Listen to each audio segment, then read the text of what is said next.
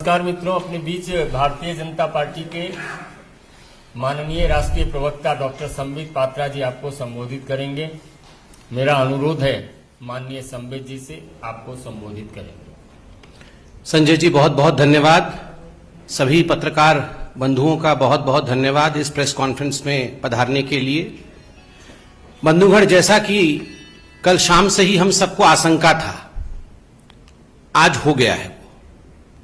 जब भी हिंदुस्तान में कुछ अच्छा होता है, जब भी हिंदुस्तान में कोई खुशी की बात होती है और भारतवर्ष अच्छा परफॉर्म करता है, तो कहीं ना कहीं कांग्रेसियों को चिढ़ होता है। कहीं ना कहीं राहुल गांधी से रुका नहीं जाता है और राहुल गांधी कहीं ना कहीं उस पूरे विषय पर प्रेस कॉन्फ्रेंस के माध्यम से एक प्रश्न चिन्ह लगाने का काम करते हैं, एक अड़ंगा लगाने का काम करते हैं।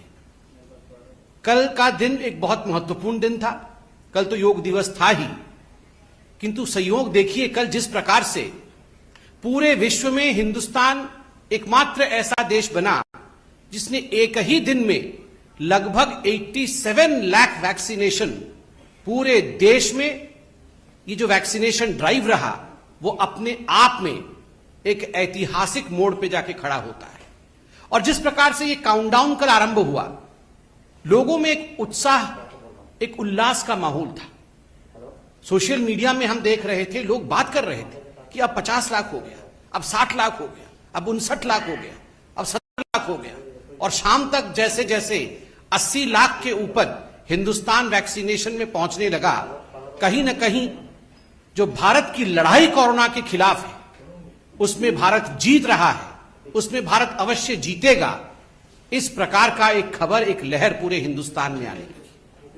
किंतु दुखद है कि आज सुबह राहुल गांधी ने प्रेस कॉन्फ्रेंस करके एक व्हाइट पेपर की बात की है और कहीं ना कहीं अड़ंगा लगाने का काम किया है। बंधुगण, आप सबने इस कोरोना की लड़ाई को शुरू से ही देखा है। आरंभ में ही राहुल गांधी और कांग्रेस पार्टी ने जब भी इस लड़ाई में निर्णायक मोड़ आए, उस समय उन्होंने राजनीति करने की भरसर प्रयास किए। कहीं ना कहीं इस लड़ाई को डिरेल करने का अथक परिश्रम राहुल गांधी ने किया है। मैं तो कहूंगा अथक परिश्रम राहुल गांधी जी ने भी किया है। और अथक परिश्रम केवल और केवल इंडिया की जो लड़ाई है कोरोना के खिलाफ, कैसे इंडिया उससे डिरेल हो जाए, उसमें अथक परिश्रम राहुल गांधी जी ने किया है। बहुत टायरलेस एफर्ट किया है। आप याद रखिए, जब लॉकडाउन की परिस्थिति थी, पहली बार भारत सरकार ने लॉकडाउन किया था, उस समय उसी लॉकडाउन को तुगलकी लॉकडाउन कह के भारत के जो युवराज है कांग्रेस पार्टी के, राहुल गांधी ने संबोधित किया था, ये तो तुगलकी लॉकडाउन है। तुगलकी लॉकडाउन से लॉकडाउन क्यों नहीं हो रहा है? हमें वैक्सीन चाहिए से इस वैक्सीन में तो गाय का खून मिला हुआ है। हमें वैक्सीन क्यों नहीं दे रहे हैं से जब कोवैक्सीन आता है और छत्तीसगढ़, राजस्थान इत्यादि राज्यों में कोवैक्सीन सप्लाई की जाती है, तो कांग्रेस शासित राज्य मना कर देते हैं वैक्सीन लेने से। वैक्सीन हेजिटेंसी को बढ़ावा मिलता है। ये सभी विघ्न बाधाएं राहुल गांधी ने भारत के कोविड लड़ाई में खड़ी की है। मैं तो आज राहुल गांधी को एक अनसॉलिसिटेड एडवाइस भी दूंगा। वो शायद हमसे एडवाइस नहीं चाहते, मगर फिर भी मैं दूंगा कि कब तक आखिर आप ये वर्चुअल प्रेस कॉन्फ्रेंसेस करते रहेंगे? कब तक ये वर्चुअल प्रेस कॉन्फ्रेंसेस करेंगे? कभी रियल काम तो करिए। कभी कांग्रेस शासित राज्यों में जाइए और वहां किस प्रकार की परिस्थिति है, वहां कैसे वैक्सीन प्रॉफिटियरिंग हो रहा है पंजाब में, वहां किस प्रकार से वैक्सीन वेस्टेज हो रहा है राजस्थान में, किस प्रकार से वैक्सीनेशन सही तरीके से नहीं हो रहा है छत्तीसगढ़ में। आप वर्चुअल से निकल करके रियल ग्राउंड में जाके समीक्षा करिए राहुल गांधी जी। आज भी मुझे आश्चर्य हुआ, राहुल गांधी जी अपने प्रेस कॉन्फ्रेंस में डिसेंट्रलाइजेशन की डिमांड कर रहे थे कि ये जो लड़ाई है कोविड के खिलाफ, ये जो वैक्सीनेशन का प्रोसेस है, अगर डिसेंट्रलाइजेशन होगा तो वो ज्यादा अच्छा होगा। मुझे तो कभी कभी लगता है कि कंफ्यूजन और राहुल ये पर्यायवाची शब्द है। Confusion is thy name. Rahul Gandhi ji का नाम ही कंफ्यूजन है। He is Confucius Gandhi. हमेशा कंफ्यूजन, होना चाहिए नहीं होना चाहिए, वैक्सीन लेना है नहीं लेना है, लॉकडाउन करना है नहीं नहीं करना है। हर विषय को लेकर एक कंफ्यूजन की स्थिति को उन्होंने उत्पन्न करने का काम किया है, राजनीति करने का काम किया है। आज उन्होंने व्हाइट पेपर के बारे में कहा है कि एक व्हाइट पेपर वो जारी कर रहे हैं और कुछ बिंदु उन्होंने कहा है। बंधुगण, हम भी एक व्हाइट पेपर लेकर आए हैं। यह हकीकत है जो आज आपके सामने हम बयां करने वाले हैं। मैं कुछ सवाल पूछूंगा और उसका उत्तर भी मैं ही दूंगा, क्योंकि हम जानते हैं कि ये उसका उत्तर राहुल जी नहीं देंगे। सवाल नंबर 1, ये जो सेकेंड वेव हुआ है ये कहां से शुरू हुआ? कांग्रेस शासित राज्य से शुरू हुआ। किन राज्यों में सेकेंड वेव का सबसे बड़ा असर पड़ा और सर्वाधिक प्रतिशत केसेस किन राज्यों में हुए?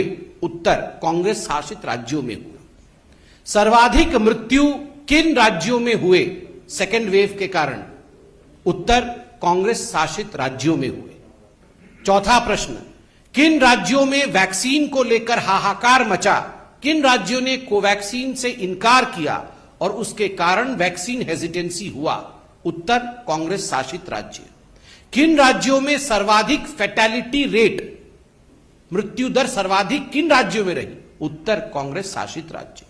छठा प्रश्न, सर्वाधिक पॉजिटिव रेट कोरोना को लेकर किन राज्यों में रहा? उत्तर, कांग्रेस शासित राज्य। सातवां प्रश्न, किन लोगों ने डिसेंट्रलाइजेशन डिमांड किया था वैक्सीनेशन में? उत्तर, कांग्रेस ने। आठवां प्रश्न, किन लोगों ने यू टर्न करते हुए डिसेंट्रलाइजेशन के बाद सेंट्रलाइजेशन चाहा? उत्तर, कांग्रेस। कल इतना बड़ा ऐतिहासिक वैक्सीनेशन का पूरा प्रोसेस रहा, किन राज्यों में सर्वाधिक वैक्सीनेशन हुआ और किन राज्यों में सबसे कम न्यूनतम वैक्सीनेशन हुआ? अगर आप इन आंकड़ों को देखेंगे तो सर्वाधिक उन राज्यों में रहा है जिन राज्यों ने श्रृंखलाबद्ध तरीके से अनुशासन में रह के बिना वैक्सीन हेजिटेशन के, मध्य प्रदेश हो, चाहे गुजरात हो, चाहे कर्नाटक हो, उन्होंने काम किया। और न्यूनतम किन में रहा है? कांग्रेस शासित राज्यों में न्यूनतम वैक्सीनेशन हुआ। सबसे ज्यादा फैटेलिटी कांग्रेस शासित राज्य में, सेकेंड वेव आरंभ होता है कांग्रेस शासित राज्य में, सर्वाधिक पॉजिटिविटी कांग्रेस शासित राज्य में, वैक्सीनेशन होता नहीं है कांग्रेस शासित राज्य में, और ऊपर से व्हाइट पेपर आप हमें दे रहे हैं। राहुल गांधी व्हाइट पेपर छाप करके, वर्चुअल में से निकल करके रियल में आप अपने राज्यों में जाइए और उन्हें ये आंकड़े दीजिए और उनसे कहिए कि आखिर ये क्या हो रहा। After seeing all this my friends, this questions that I have asked and the answers of these questions, it would not be, I would say, wrong to state that as far as Rahul Gandhi and Congress party is concerned, they should be called as the clown and the circus. जो मैंने आपको आज प्रश्न और उसके उत्तर दिए हैं, इनके बाद ये कहना अतिशयोक्ति नहीं होगा, ये बुरा नहीं होगा कि राहुल गांधी और कांग्रेस को क्लाउन और सर्कस के साथ कंपेयर किया जाए। ये एक सर्कस बना के रखा हुआ है कांग्रेस पार्टी ने, हर विषय में राजनीति करना।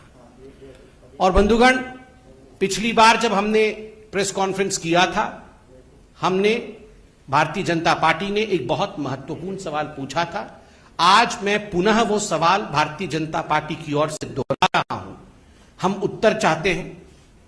पिछली बार कांग्रेस पार्टी ने तो उत्तर नहीं दिया था, मगर उनके कुछ हितैषियों ने अवश्य उत्तर देने का प्रयास किया था। प्रश्न था जिसको मैं दोहरा रहा हूं, क्या राहुल गांधी जी ने वैक्सीन ले लिया है? Rahul Gandhi, are you vaccinated? क्या प्रियंका वाड्रा जी ने वैक्सीन ले लिया है? Priyanka ji, are you vaccinated? Robert Vadra vaccinated हैं या नहीं है? बिकॉज जो कांग्रेस की फर्स्ट फैमिली है, क्या ये फर्स्ट फैमिली वैक्सीनेटेड है या नहीं? आप 1000 वर्चुअल पीसी कर लीजिए, किंतु एक तस्वीर लाखों शब्द बयां करती है। यही कांग्रेस पार्टी है ना जिन्होंने प्रधानमंत्री को टॉन्ट मारा था कि प्रधानमंत्री आपको पहला डोज लेना चाहिए, फोटो अपलोड करना चाहिए, वीडियो अपलोड करना चाहिए वैक्सीन लेते हुए, तब जाके हिंदुस्तान की जनता को लगेगा कि वैक्सीन से कोई खतरा नहीं है और हम वैक्सीन लेंगे। प्रधानमंत्री जी ने जब उनका मौका आया, अर्थात उन्होंने लाइन जंप नहीं किया, जब उनका मौका आया उन्होंने पहले जाकर सुबह सुबह वैक्सीन लिया and yes he posted the pictures. वो फोटो उन्होंने सार्वजनिक किया ताकि लोगों के मन में किसी प्रकार की शंका न रहे। ये जो कांग्रेस का प्रथम परिवार है, फर्स्ट फैमिली है, ये एक फोटो लगा सकती है, या केवल वर्चुअल पीसी ही करते रहेंगे? और तो और आश्चर्य का विषय है, इसमें भी गड़बड़ झाला है। जब पिछली बार भारतीय जनता पार्टी ने पूछा कि क्या राहुल जी ने वैक्सीनेशन लिया है, तो खैर राहुल जी तो उत्तर देते नहीं हैं, कुछ हितैषियों ने उनके पार्टी के अंदर से उत्तर दिया कि राहुल जी को वैक्सीन लेना था, 16 तारीख को लेना था, 16 अप्रैल को वैक्सीन लेना था, किंतु 15 तारीख को उनको कोरोना हो गया, इसलिए 16 तारीख को वो वैक्सीन नहीं ले पाए, 16 अप्रैल को। मैं आपको बताना चाहूंगा, इसमें आप लोग सब जाके राहुल जी के ट्विटर हैंडल को जरा देखिएगा। तो आप याद करिए, 18 तारीख को राहुल गांधी जी ने ट्वीट किया था कि मैं अब किसी प्रकार की रैली नहीं करूंगा कोई चुनाव में, अब मैं सभी से अपील करता हूं कि कोई और चुनाव में रैली ना करे, कांग्रेस अब रैली नहीं करेगी, मैं भी रैली नहीं करूंगा। वाह! 20 तारीख को फिर राहुल गांधी डिक्लेयर करते हैं कि मुझे कोरोना हो गया है। आज मालूम पड़ रहा, उनके खुद के लोग डिबेट्स में कह रहे हैं और कुछ लोगों ने स्टोरी छापा है इस पे कि 15 तारीख को राहुल गांधी जी को कोरोना हो गया था, इसलिए 16 तारीख को वैक्सीन ले नहीं पाए।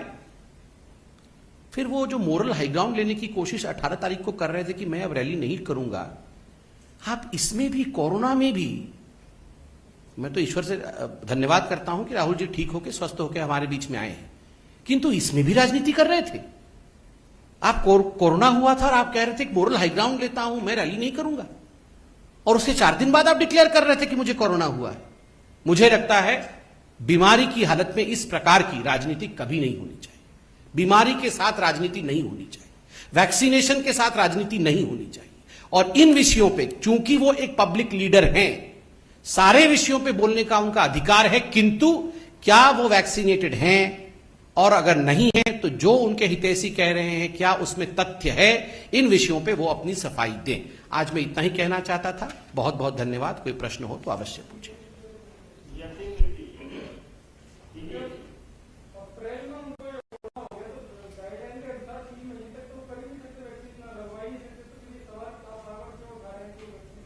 नहीं, वैक्सीनेशन का प्रोसेस जो है जनवरी से चालू हुआ है। जब वो तो 45 के ऊपर है ऐसा तो मुझे लगता है, तो उनका प्रोसेस तो उससे पहले चालू हुआ है। या अपने टाइम पे उन्होंने लगाया होगा, हो सकता है, बता नहीं रहे हैं तो क्यों नहीं बता रहे हैं। दूसरी बात है, अगर नहीं लगवाया और जो उनके कुछ हितैषी बोल रहे हैं कि उनको कोरोना 15 तारीख को हो गया था, तो उन्होंने 5 दिन तक छुपा करके उस 5 दिनों में राजनीति क्यों की? वो बताना चाहते हैं, नहीं बताना चाहते, वो अलग विषय है। मगर 18 तारीख को ट्वीट करके कि मैं अब रैली नहीं करूंगा क्योंकि देश में कोरोना हो रहा है, और एक मोरल हाई ग्राउंड लेने की कोशिश कर रहे थे, तो कहीं ना कहीं इसमें राजनीति हो रही थी ना।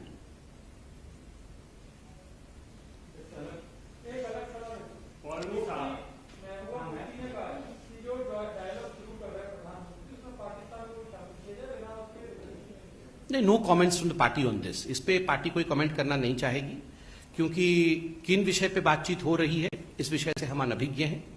इस पे हम लोग कोई कमेंट नहीं करेंगे।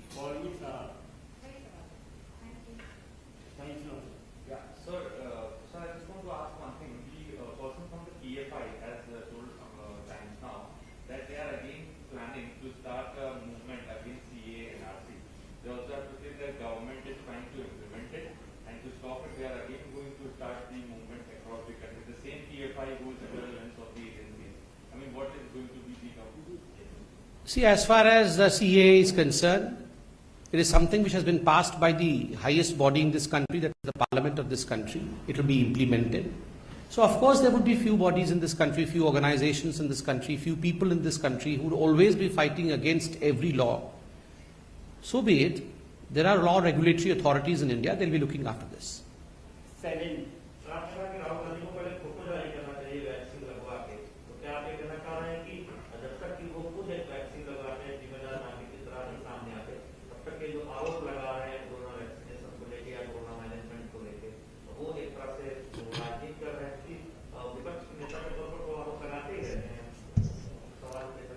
देखिए, पहली बात है, धन्यवाद प्रश्न के लिए। देखिए, पहली बात है कि कोई भी पॉलिटिकल लीडर, चाहे वो राहुल गांधी हो या ऑपोजिशन में कोई भी पॉलिटिकल लीडर है, उनका ये लोकतांत्रिक प्रणाली में अधिकार है कि वो प्रश्न उठा सकते हैं, किंतु एक जिम्मेदार नेता बनना और जिम्मेदारी से अपने कर्तव्यों का निर्वाहन करना, यह भी बहुत उचित होता है, यह भी बहुत आवश्यक होता है।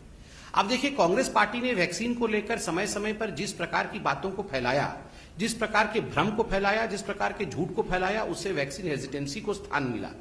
कोवैक्सीन से लोगों में खतरा है। कोवैक्सीन को लगा करके कहीं ना कहीं भारतीयों को गिनी पिग के रूप में हम इस्तेमाल करना चाहते हैं। उनके राज्यों ने कोवैक्सीन लेने से मना कर दिया।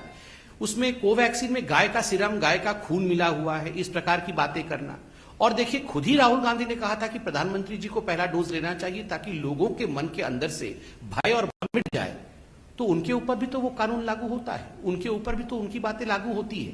अगर कांग्रेस पार्टी ने भ्रम फैलाया है और वैक्सीनेशन आज सर्वाधिक आवश्यक है, तो यह स्वाभाविक है कि उनके सबसे बड़े नेता खुद वैक्सीनेट हो, उसकी तस्वीर डालें, ताकि कम से कम जो लोग कांग्रेस को मानते हैं, कुछ लोग तो हैं ही ऐसे आज भी, उनके कार्यकर्ता तो हैं ही, तो उनके कार्यकर्ता तो कम से कम वैक्सीनेटेड हो जाएं, इतना तो उनका कर्तव्य है। विकास चंद्र शरद पवार जिस तरीके से बैठक ले रहे हैं और विपक्षियों को नामबंद करने की कोशिश की जा रही है, इसको बीजेपी किस रूप में देखती है? नहीं, ये बैठक तो 2014 के बाद हर चौथे दिन होती रहती है। ये जो विपक्षियों को लामबंद करने वाली बैठक होती है, ये लामबंद करने वाली बैठक, जिसको आदरणीय प्रधानमंत्री जी ने पहले ठगबंधन भी कहा था, ऐसे ठगबंधन बैठक तो समय समय पर होती रहती है। हमने हर चुनाव से पहले देखा है, ये बैठक भी करते हैं, हाथ पकड़ करके खड़े भी होते हैं, मगर सही समय आने पर साथ में लड़ते ही नहीं है। क्योंकि देश में आज एक लीडरशिप क्राइसिस है, कोई लीडर ही नहीं है। कुमार गौरव न्यूज़ 24। सर, दिल्ली सरकार बार-बार वैक्सीनेशन को लेकर के सवाल कर रही है। तो कहना है कि कल जो मासिव वैक्सीनेशन ड्राइव हुआ, दिल्ली को कुछ खास डोजेस मिलेंगे, एडिशनल में कुछ लोगों को प्रोवाइड किया।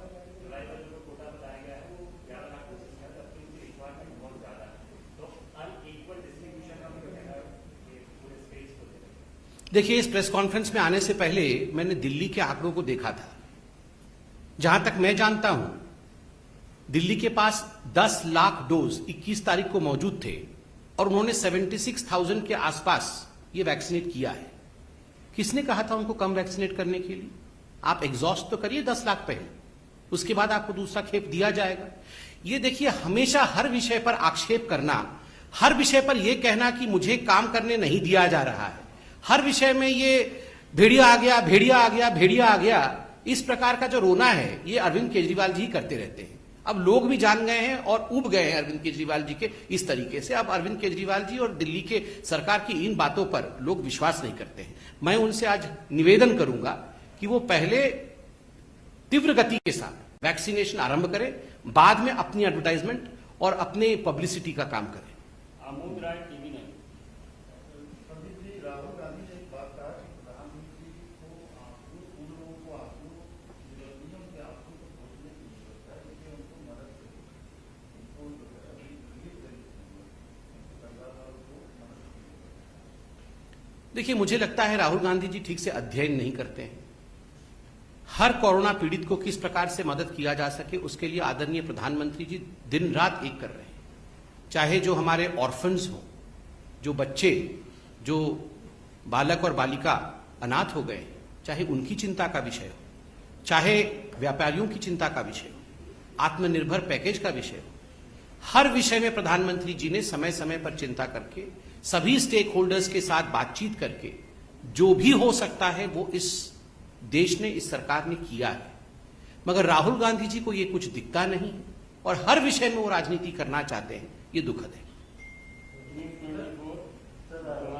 एक सवाल है, हालांकि आपने कहा कि उनके मुद्दे के बारे में आपको जानकारी नहीं है, लेकिन गुप्कार एलायंस की बैठक हुई थी और उसमें कहा कि 370 कॉम्प्रोमाइज नहीं होगा। नहीं, देखिए, ऐसा नहीं है कि मुद्दे के विषय में जानकारी मैंने कहा था। मैंने कहा कि ये अभी टॉक हुई नहीं है, उससे पहले पार्टी के नाते हम कमेंट करें, ये उचित नहीं होगा। ये सरकार का विषय है, सरकार के साथ बातचीत हो रही है, होगी, इस विषय पे हम अभी कमेंट नहीं करेंगे। We will reserve our comments for a future day.